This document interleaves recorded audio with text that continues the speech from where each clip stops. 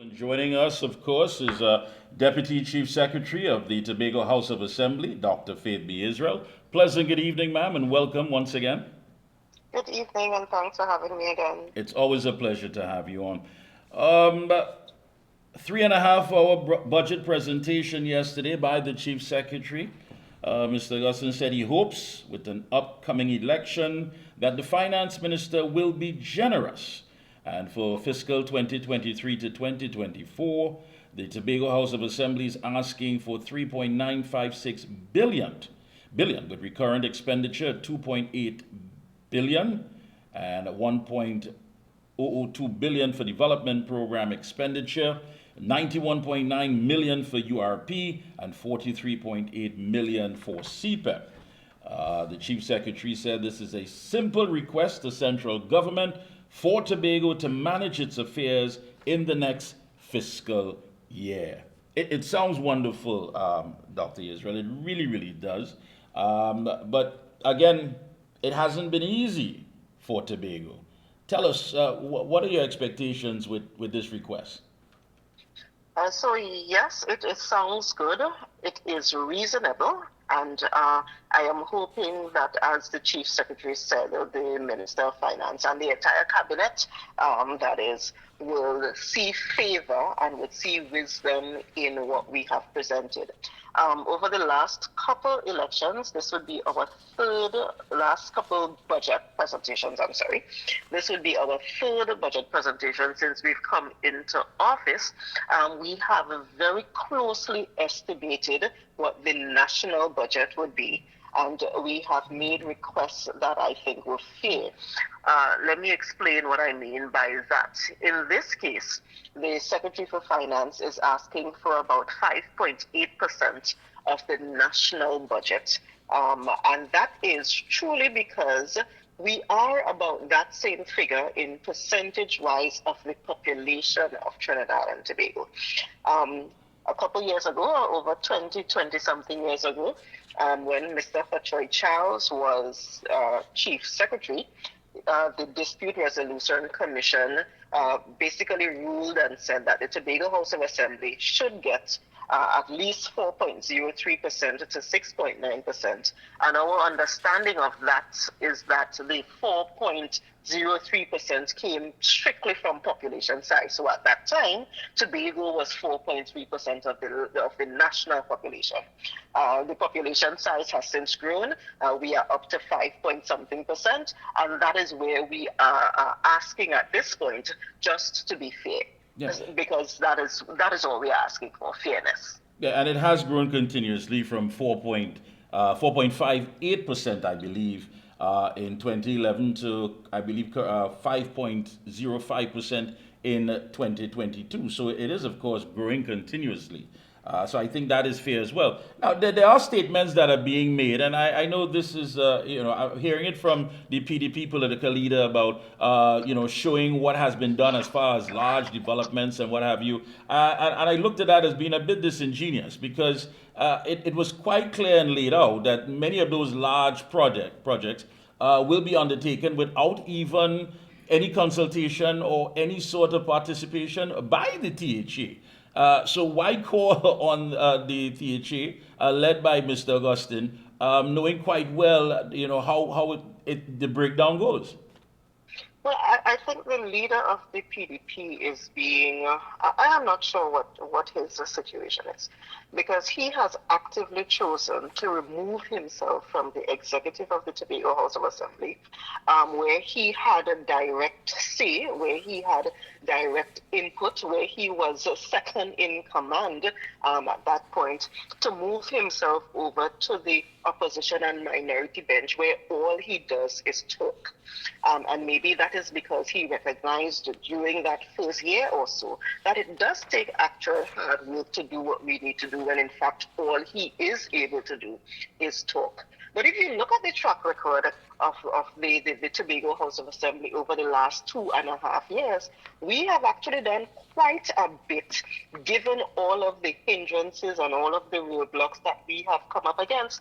I'm not sure if you've seen the the footage that was put out today of the bypass road that is being done to take us closer down to the airport. We were at the point of opening up the roundabout at the Smithfield, not Smithfield, at the I can't remember that intersection road right now. Those are big things that we've been doing. If you look at my area of health, we have been able to clear practically the backlog of cataract surgeries, having done close to 2,000 cataract surgeries where people were literally unable to see, and now they can see over that period.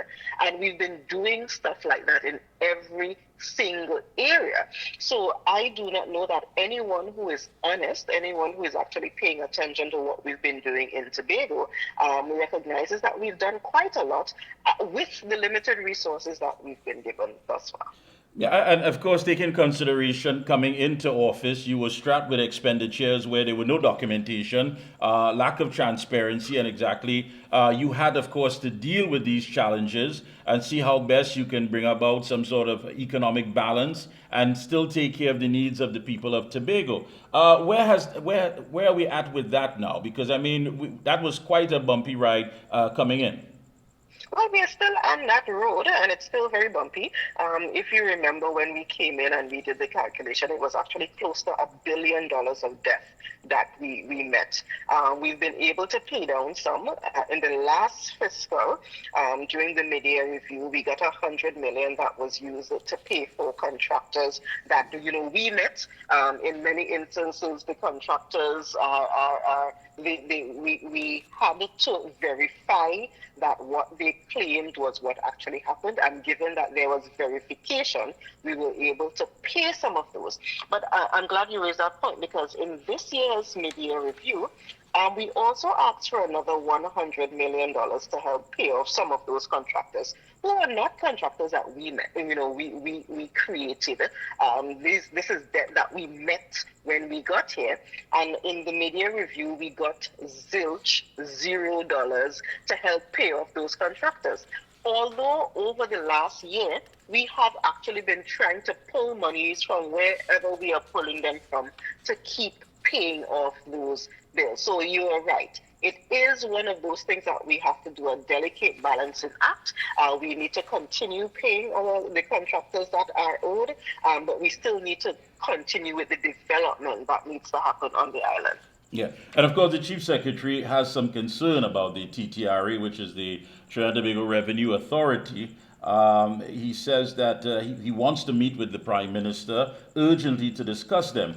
He, of course, labeled it as a piece of colonial legislation, and he really wants to do it. He said that the THA cannot support the TTRA because it is not in the island's best interest. Please expand on that.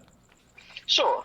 So one of the things that the Tobago House of Assembly Act does is allows the Tobago House of Assembly to collect taxes from entities that are resident on the island. So whether it's a business, whether it's a landowner, whatever it is, the Tobago House of Assembly is authorized to collect those taxes. We are also authorized, by the way, to use those tax revenues to offset the request that is made from central government.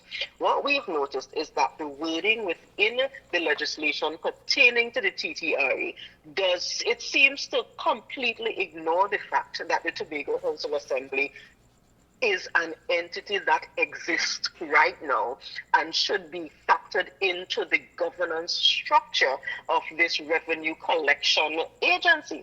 And we absolutely cannot just sit back and accept that, particularly since it is legislation that was recently crafted and recently amended and recently passed, where they knew that the Tobago House of Assembly existed and therefore should have taken into consideration the structure that is within the Tobago House of Assembly before going forward. But they've completely ignored that, and they, in essence, are saying they want to control all of the taxing opportunities that can happen on the island of Tobago, completely removing us, the Tobago House of Assembly, from the process in any meaningful way. Yeah, and I agree with you on that, because there were too many things that had to be considered, and it really and truly, many of us are surprised that they haven't taken these things,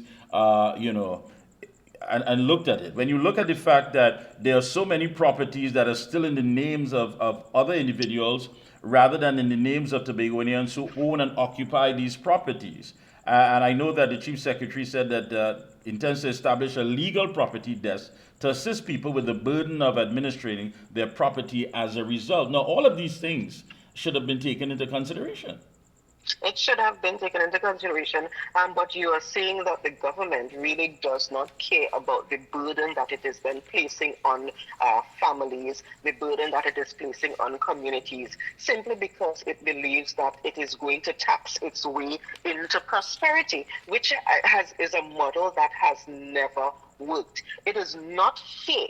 It is absolutely not fair that a family is unable to use their God-given property for collateral and to do business and that kind of thing. It is unfair that the family is unable to do that. But then the government comes and taxes them and taxes them in a manner that seems to be so draconian when they cannot use it for their benefit. So it seems at this point that owning your own home, which is something that we all look forward to, is something that we've all grown up with, is now a burden and it is now a liability because the government is now punishing you for that. Yeah. The Chief Secretary also outlined some very important programs to develop, and they're related, of course, dealing with the issue of crime on the island.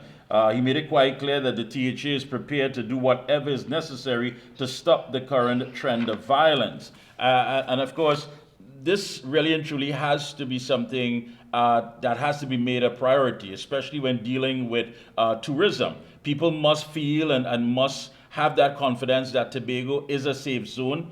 And of course, when things happen, these people are apprehended and dealt with. He laid out many things as far as mobilizing, organizing, and empowering of communities, the establishment of community services support, the building of trust and confidence between pathways, between communities and law enforcement agencies, as well as community safety rallies and events. Do you believe that more should be done, especially when it comes to Tobago and being that main tourism product? Well, I would be the one to say that Tobago is actually safe. Compared to many other countries, compared to many other islands, Tobago is still one of the safest places to come. And when you look at the crime that affects our tourists is actually very, very low. So I do not know that our crime situation is one that is negatively affecting tourism in a way that it can if we allow it to explode exponentially. But it is all of our responsibilities to ensure that we do our part. And I think that is the key point that he was raising.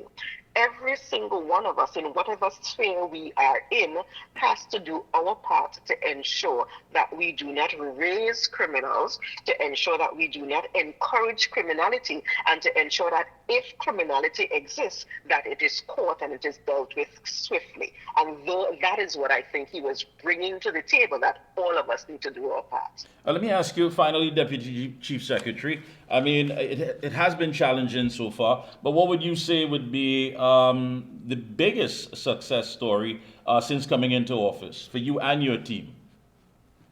Oh my goodness, the biggest success story coming in.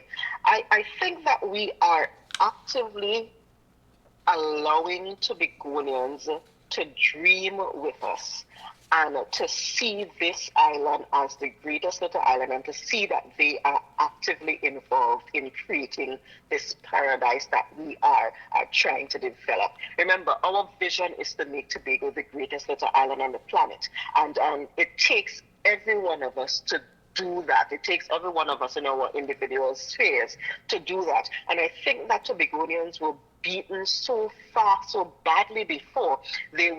All of their hope and all of their dreams were taken away so badly before that this idea of us really getting to that place is one that is opening up the eyes, and it's one that is allowing our Tobagonians to dream again. And I think that is one of our biggest successes.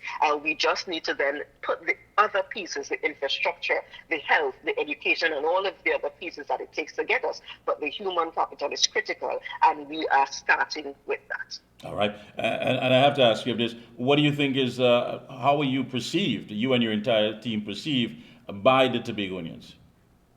I think our perception is pretty good. I meet individuals all the time who thank us for what we've been able to do, who tell us, who encourage us all the time to not get weary, who tell us that they are praying for us because they recognize the amount of work we have to do, and they recognize how hard it is because we are coming up against, in many instances, institutions, state institutions that are coming up against us because we simply want to do the best for the island, and they are appreciative of us for continuing to fight. So I think they perceive us very well. We, of course, will continue to do our best. We, of course, will continue to communicate, but I do not think that we have a challenge with our perception at all in the eyes of the man on the ground. All right. I want to thank you so much for taking time out this evening. It's always a pleasure to have you on the Observer, and hope to have you on, of course, again periodically, and to give us an update as things, of course, continue to develop on the sister isle. Best of luck to Thank you and your you. entire team. Thank you very much. It's been a pleasure.